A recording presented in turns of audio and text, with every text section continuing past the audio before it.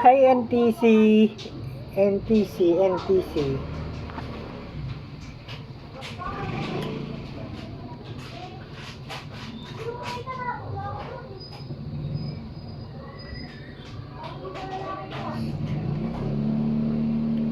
Wala na pong signal ang SIM card ko.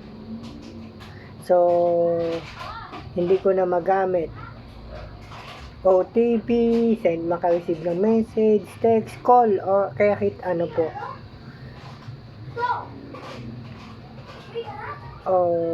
Kasi hindi ako nakaabot sa due date po na binigay ninyo. Nagkampante, nagkampante ako. Natural lang, yun na po. Nagkampante ko sa, akala ko ganun lang. Pero NTC, may problema ako ngayon sa SIM card ko. Sa Facebook ko, sa Messenger ko. Dahil ang SIM card na naka-block na o hindi na gumagana na binlock nyo na po is naka-connect sa Facebook at Messenger ko, which is yun yung ginagamit kong importante. Messenger, lalo sa transaction ko po.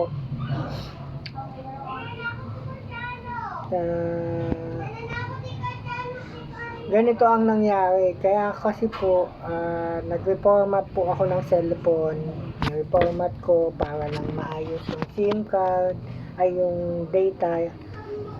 Nag-reformat ko siya. Kaso hindi ko alam yung password, yung Gmail ko, hindi ko yung kabisado. Yung password, mga password nila. Ngayon, kailangan ko po sana ang OTP galing sa SIM card ko na yan na naka-block na po sa inyo.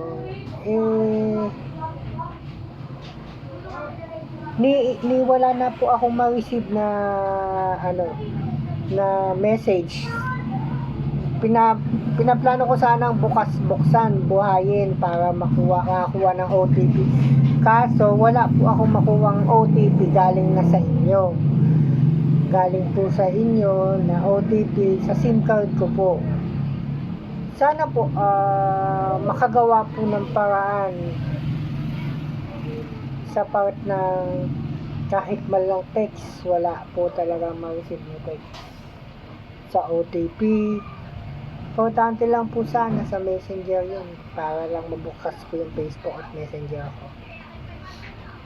Naintindihan ko naman po kayo dahil trabaho nyo lang din po yun dahil kasalanan din namin, ganun. Maraming salamat po.